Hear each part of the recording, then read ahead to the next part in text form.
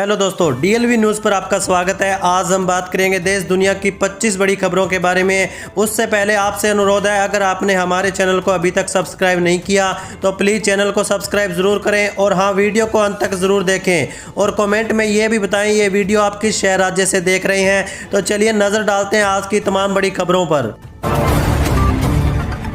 देखिए, राहुल गांधी के खिलाफ मानहानि मामले में पुणे की अदालत ने सावरकर के पोते की याचिका खारिज कर दी। अदालत में पेश की गई सीडी खाली पाई गई, जिसमें राहुल गांधी के भाषण का कोई रिकॉर्ड नहीं मिला। सत्याई की सावरकर ने यूट्यूब वीडियो चलाने की मांग की थी, जिसे अदालत ने अस्वीकार कर दिया।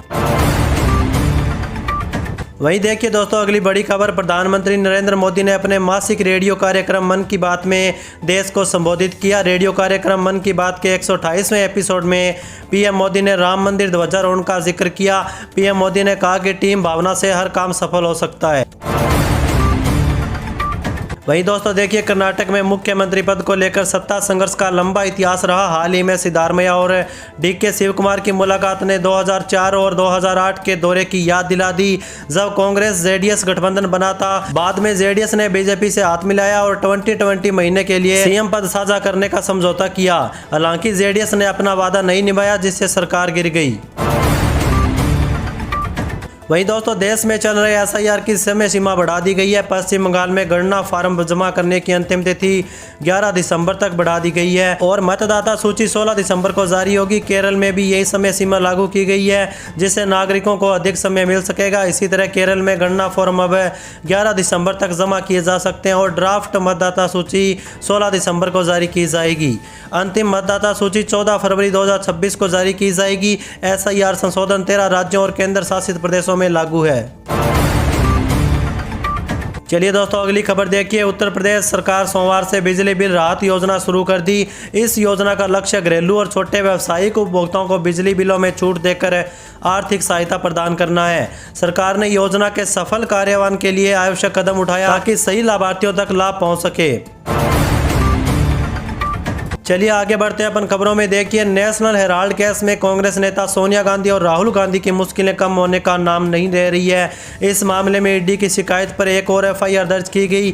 इसमें सोनिया समेत अन्य लोगों पर भी गंभीर आरोप लगे हैं। एफआईआर में आरोप है कि कांग्रेस के स्वामित्व वाली संस्था एसोसिएटेड जर्नल लिमिटेड का धोखाधड़ी से अधिग्रहण किया गया था।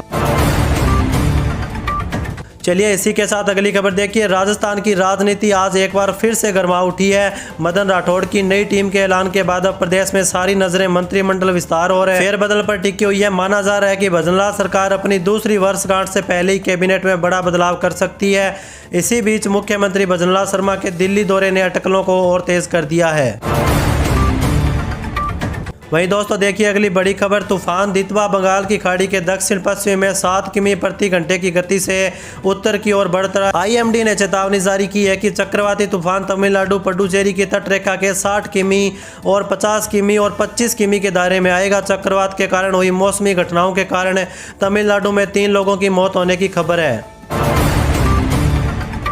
वहीं दोस्तों देखिए, गोरखपुर प्रवास के दौरान मुख्यमंत्री योगी आदित्यनाथ ने लगातार दूसरे दिन रविवार सुबह जनता दर्शन कार्यक्रम में लोगों से मुलाकात कर उनकी समस्याएं सुनी। उन्होंने समस्या लेकर आए संवाद करते हुए कहा, घबराइए मत, हर समस्या का समाधान सुनिश्चित करवाएंगे।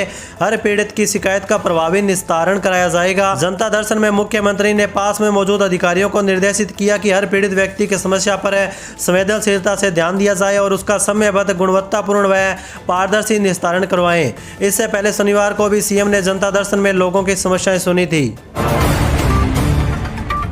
चलिए दोस्तों आगे देखिए खबरों में। इलाहाबाद हाईकोर्ट ने संगठित अपराध और गैंगस्टर एक्ट के दुरुपयोग पर चिंता जताई है। कोर्ट ने प्रदेश सरकार से कहा है कि वह ऐसा सिस्टम बनाए जिससे अधिकारियों की जिम्मेदारी तय हो सके और मामले समय पर आगे बढ़े। इस टिप्पणी संघ न्यायमूर्ति विनोद दिवाकर की एकलपीठ ने राजेंद्र त्यागी और 2 अन्य की याचिका गृह सचिव से हलफनामा मांगते हुए 3 सवाल पूछे हैं। वहीं हाईकोर्ट ने डीजीपी को आदेश दिया है कि 10 साल में गैंगस्टर एक्ट के तहत दर्ज मामलों का जिलावार रिकॉर्ड प्रस्तुत किया जाए।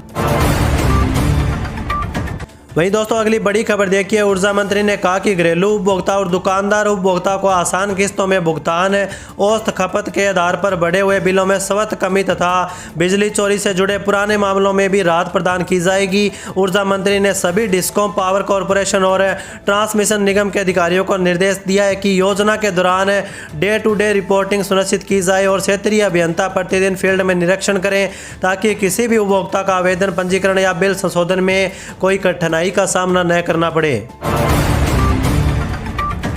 चलिए दोस्तों अगली खबर देखिए, मुख्यमंत्री पुष्कर सिंह धामी ने प्रदेश के गन्ना किसानों को बड़ी सौगात दी है। सरकार ने गन्ने के मूल्य में 30 रुपये प्रति क्विंटल की बढ़ोतरी की। अब अगेती प्रजाति के गन्ने का मूल्य 405 रुपये प्रति क्विंटल होगा, जबकि सामान्य प्रजाति के लिए यह दर 395 रुपये प्रति क्विंटल तय की गई है।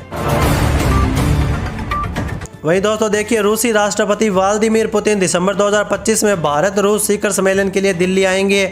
यूक्रेन युद्ध के बाद यह उनकी पहली यात्रा भारत की होगी। दोनों देश रक्षा, ऊर्जा और प्रौद्योगिकी जैसे क्षेत्रों पर चर्चा करेंगे।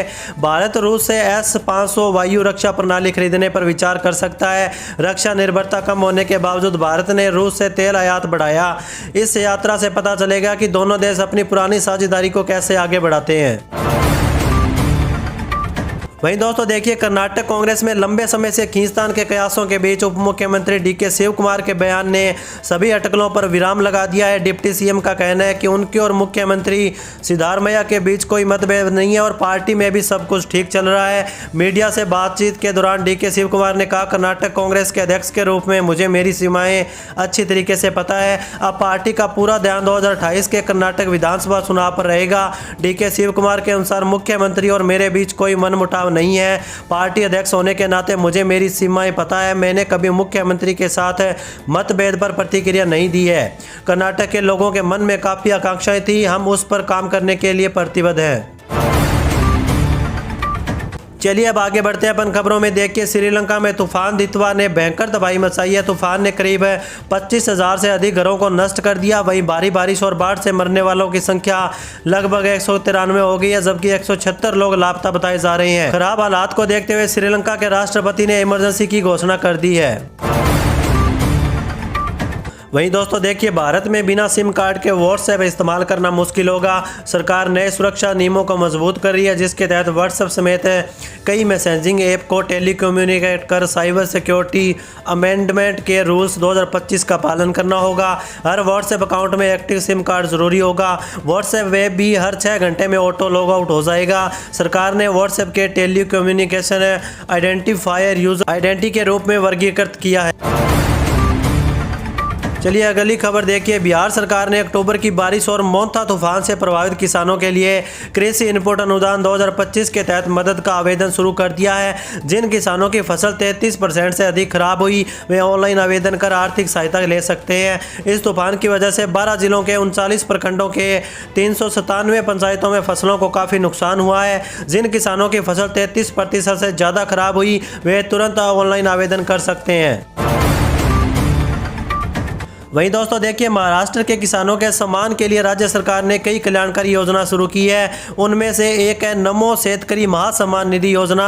PM किसान सम्मान निधि के 6,000 रुपये के अलावा इस योजना के जरिए आपको 6,000 रुपये अलग से मिल सकते हैं। इस योजना का लाभ पाने के लिए किसान का महाराष्ट्र का निवासी होना जरूरी है और उसके नाम पर खेती योग्य जमीन का रिकॉर्ड होना चाहिए। बैंक खाता आधार से लिंक होना भी जरूरी है ताकि राशि डायरेक्ट यानी कि DBT के माध्यम से सुरक्षित रूप से पहुंच सके। यह योजना खास तौर पर छोटे और सीमांत किसानों की आय को बढ़ाने और खेती से जुड़े खर्चों में सहारा देने के लिए बनाई गई है, जिससे किसानों की आर्थिक स्थिति मजबूत हो सकती है। चलिए दोस्तों, इसी के साथ देखिए अगली बड़ी खबर। दिसंबर में LPG cylinder ATF petrol diesel की कीमतों में बदलाव संभव है, जो घरेलू गैस और हवाई किराया समेत रोजमर्रा की खर्चों पर असर डाल सकता है। 1 दिसंबर से आधार कार्ड, ऑनलाइन नाम, पता, जन्म तिथि और मोबाइल नंबर अपडेट की सुविधा मिलेगी। सत्यापन पैन कार्ड या पासपोर्ट से UIDAI ने नया आधार भी लॉन्च कर दिया है। तो दोस्तों अब समय हो चुका है आज के मौसम अपडेट्स का। और हाँ, अभी तक आपने चैनल को सब्सक्राइब और वीडियो को लाइक नहीं किया तो प्लीज़ कर दीजिए। आपके एक लाइक कमेंट से हमें बहुत सहानुभूति मिलती है। और हाँ, बेल आइकन को भी दबा दीजिए ताकि सही समय पर सही खबर सबसे पहले आपके पास पहुँच सके। तो चलिए नज़र डालते हैं आज के मौसम अपडेट पर। देखिए, उत्तर प्रदेश में नवंबर के अंतिम दिनों में जहां मौसम सामान्य बना हुआ है, वहीं दिसंबर का महीना प्रदेशवासियों के लिए कंपकंपी लेकर आने वाली है। मौसम विभाग ने अगले कुछ दिनों के लिए विस्तृत पूर्वानुमान जारी करते हुए बताया कि 5 दिसंबर तक मौसम शुष्क और साफ रहेगा।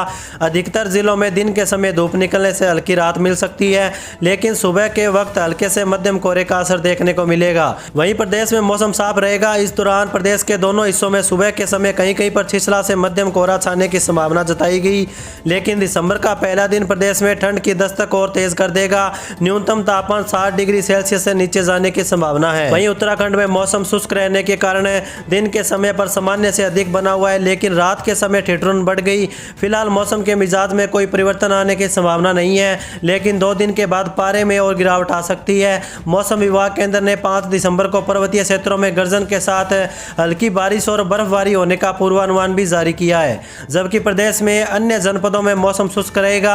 उत्तराखंड में मौसम लगातार शुष्क बना हुआ है और दिन के समय भी चटक धूप खिल रही है, जिसके साथ चलते दिन के समय तो पारा सामान्य से अधिक बना हुआ है। वहीं अगले 2 दिनों में पारे में गिरावट आने से दिसंबर की शुरुआत के साथ ही ठंड में इजाफा हो सकता है। चलिए दोस्तों, अब आगे बढ़ते हैं अपन खबरों में। देखिए, झारखंड में मतदाता सूची के विशेष गहन पुनरीक्षण SIR की तैयारी तेजी से चल रही है। चुनाव आयोग के निर्देश पर वर्तमान मतदाता सूची को 2003 की मतदाता सूची के साथ मैपिंग किया जा रहा है।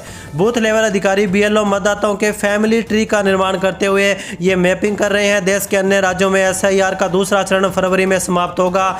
इसके बाद यह संभावना है कि चुनाव आयोग उन राज्यों के तीसरे चरण की घोषणा करेगा जिनमें झारखंड भी शामिल होगा।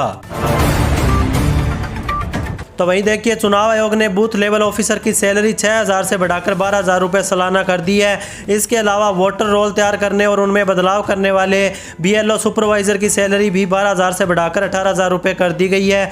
जिस सरकारी कर्मचारी को BLO का काम दिया गया है, उसे यह पैसा उसकी सैलरी के अलावा अलग से दिया जाता है। रिपोर्ट के मुताबिक देश के 12 राज्यों और केंद्र शासित प्रदेशों में चल रही मौजूदा SIR प्रक्रिया में कुल 5.32 लाख BLO काम कर रहे हैं। हर एक BLO के पास करीब 956 वोटर्स के लिस्ट का रिवीजन का काम है। चलिए अगली खबर देखिए। अमेरिकी राष्ट्रपति ट्रंप की ओर से लगाए गए टैरिफ का असर भारत के निर्यात पर दिखाई देने लगा है। भारत से इंजीनियरिंग सामानों का निर्यात अक्टूबर 2025 में बुरी तरह गिरा।